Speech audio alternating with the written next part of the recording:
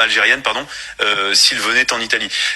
Donc ça, c'est extrêmement humiliant quand on est français et c'est quelque chose de difficilement supportable. Ensuite, on voit bien que si Giorgia Meloni le fait, c'est qu'elle se sent autorisée à le faire. En tout cas, elle a absolument pas peur de nous.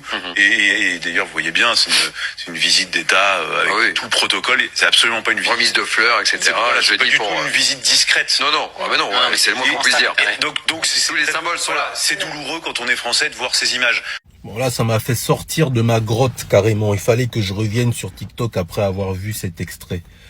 Bon, même si c'est CNews, j'ai une question à poser. La France, c'est qui en fait? Parce que ça commence à en faire trop, ça commence à être un petit peu trop.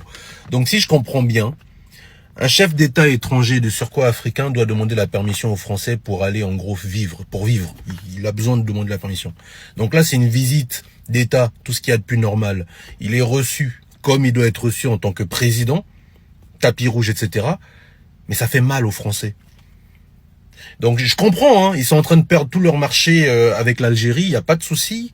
Ça leur fout un peu la haine. Mais en fait, là, c'est au-delà de la haine, c'est vraiment du ridicule. À quel moment tu vas venir te dire, je vais dire ça à la télévision, même en tant que pays souverain, c'est d'un ridicule.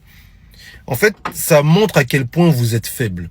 En tant que Français, lorsque tu es Français et que tu parles comme ça à la télévision, ça montre ta faiblesse au niveau international.